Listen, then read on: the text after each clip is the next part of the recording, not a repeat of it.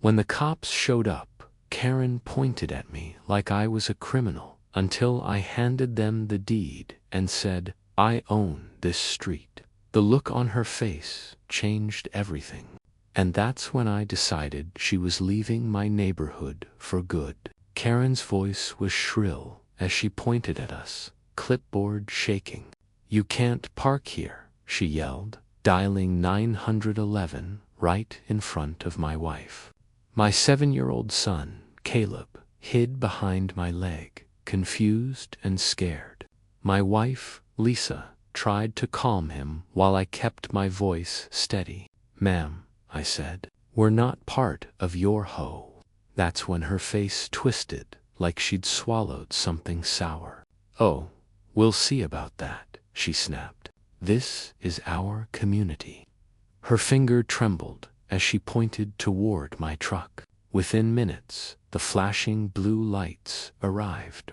2 officers stepped out, hands near their belts, looking between Karen and me. "She's lying," Karen barked.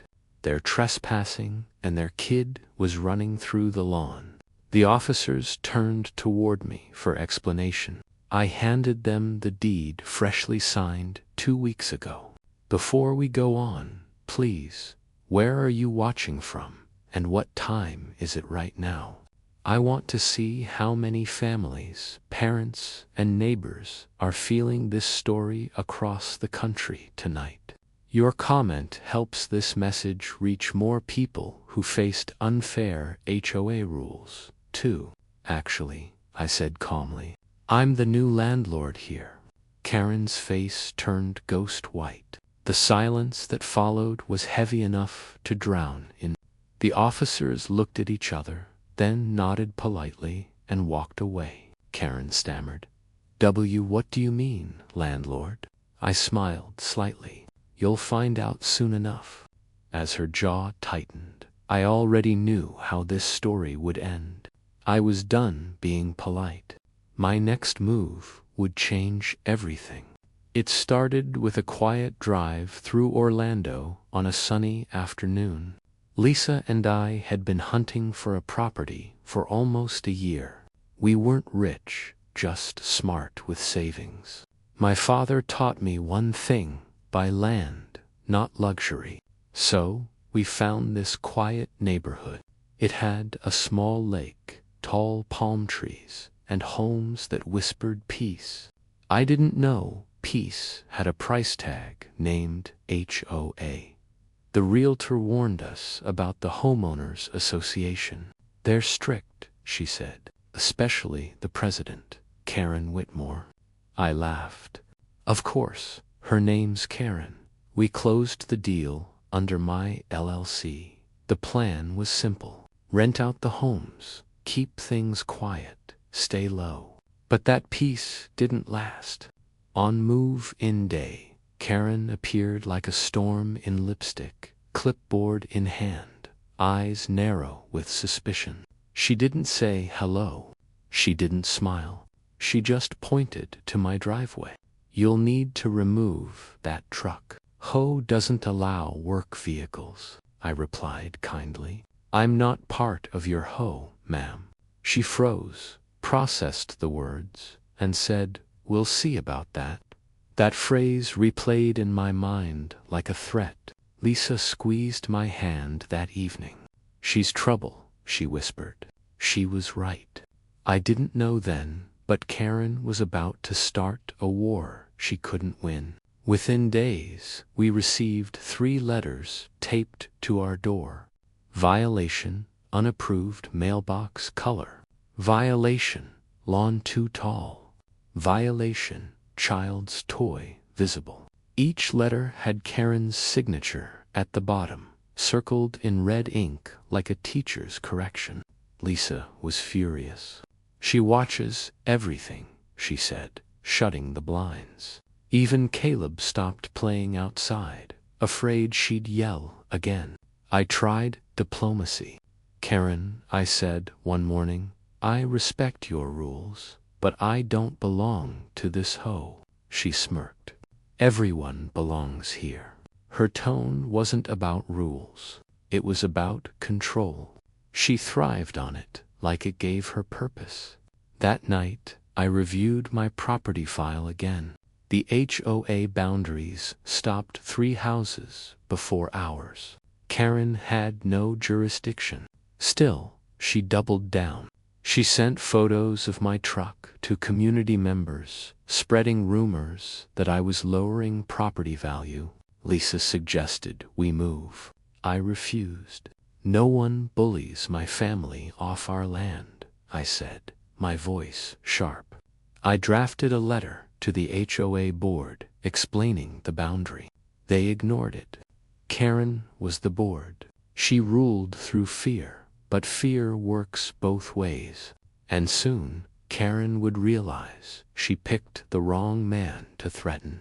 Saturday morning, I was teaching Caleb how to fly his small drone by the lake. His laughter filled the air. Then came that familiar voice. That drone's a violation. Karen stormed down the path in flip-flops and fury. Lisa stepped between us, calm but firm. Karen, please. He's 7. Karen sneered. Rules are rules. I'll find you. I exhaled slowly. I told you we're not part of your hell. That's when she lost it. Karen pulled out her phone and yelled, "Then I'll call the police. You people don't listen." Caleb started crying, clutching my hand. Lisa tried to soothe him, whispering, "It's okay, baby." But my patience had hit its limit. I said quietly, "Do what you have to do." She thought she could scare us, humiliate us. As she barked into the phone, I glanced at Lisa. "Get the folder from the truck," I said. She knew exactly which one. The blue folder, property titles, HOA maps, and all legal documents proving ownership. I smiled as the sirens approached. The scene was set. Karen had just called the cops on her landlord.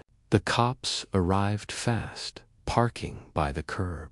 Karen rushed to them, waving her clipboard like it was a badge. "Officers, they're violating HOA code.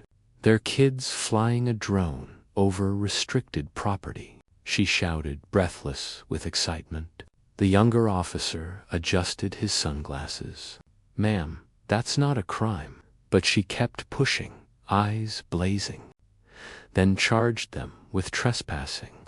"They don't belong here," she hissed, pointing toward us. I handed over my folder. "Actually, officer, I just bought this entire street. I'm the new property owner under Grayson Holdings." The silence was priceless.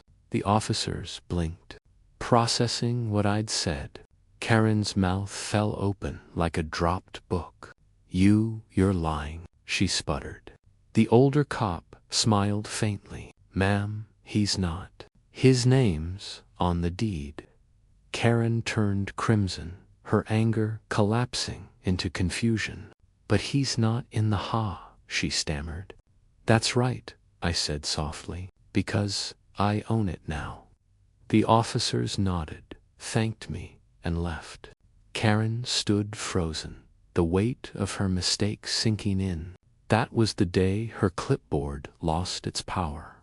The next morning, I wrote a letter addressed to Ms. Karen Whitmore. Direct, unmistakable. It read, effective immediately.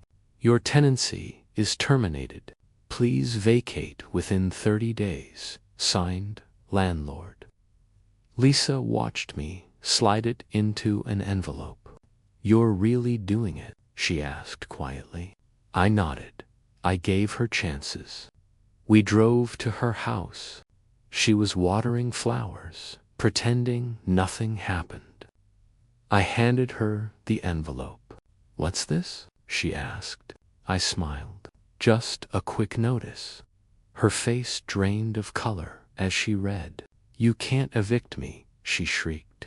"You're abusing power," I said calmly. "You called cops on my family." "That's abuse," she trembled, clutching her clipboard. "I'll fight this. I replied. You can try, but remember, I own the ground you're standing on. Lisa exhaled, a small smile playing on her lips. Caleb watched from the truck, innocent and curious. Karen tore the paper in half, her voice cracking. This isn't over. I turned away, replying, "Oh, it already is." The sun was bright that morning. For the first time, our home truly felt like ours. Karen refused to leave quietly. She rallied her followers, neighbors who once feared her, to protest the eviction. Lisa baked cookies for the neighbors, breaking the ice. Caleb played outside again, laughing without fear. I started attending community meetings, not as a landlord, but as a neighbor who listened. Karen stopped showing up after that. Rumors said she was moving out to live with her sister in Tampa. I didn't celebrate her fall.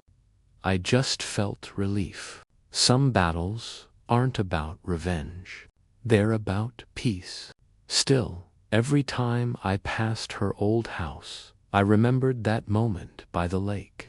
The moment she called the cops and learned who truly owned the ground beneath her feet. Months later, a letter arrived addressed to me. The return address, K. Whitmore, Tampa, Florida. Lisa hesitated before opening it. "Do you want to read it?" she asked. I nodded, curious. Inside was a single handwritten note. I was wrong. I let control ruin me. Thank you for teaching me humility. It surprised me. Karen had actually apologized. Lisa teared up, whispering, maybe she finally learned. I folded the letter gently and placed it in my drawer. Some grudges deserve peace, not punishment. That evening, I watched Caleb chase fireflies in the yard, laughter echoing through the warm air. Lisa leaned against me, smiling. "Feels like home now, doesn't it?" she said softly. "Yeah," I replied. "It finally does." The neighborhood had transformed, not because of ownership, but understanding. For the first time, I didn't feel anger when I thought of Karen, just closure. But deep down, I knew something. Every neighborhood has its own Karen, waiting to be reminded of her limits. Years passed. Caleb grew tall, strong, and kind. Traits I hoped would outlive my anger. He once asked, "Dad, why didn't you fight her harder?" I smiled. "Because, son, sometimes winning is just standing your ground." He nodded, understanding more than I expected. Lisa opened a small real estate agency by then. We called it Grayson Lakeside Homes. We specialized in peaceful living, a quiet promise we kept to every tenant. People still asked about the HOA story.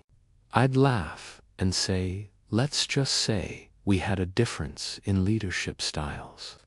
What began as chaos became a lesson in control, patience, and quiet revenge. Lisa framed the eviction notice, hanging it in her office as a reminder. For every Karen, she joked. Sometimes I drove past that old house. It looked smaller now, less intimidating. The trees we planted had grown taller, shading the lake where it all began.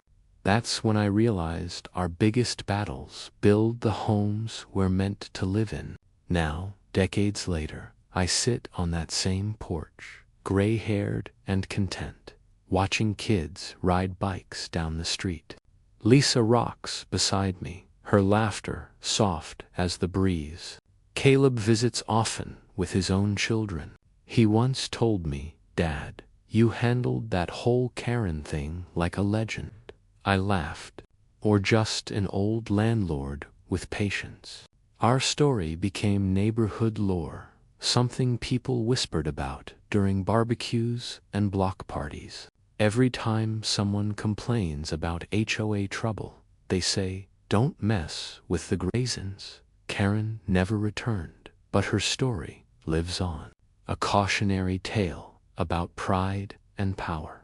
The lake glimmers at sunset the same way it did that day she called the cops. Sometimes I think back to that frightened 7-year-old boy clutching his toy boat.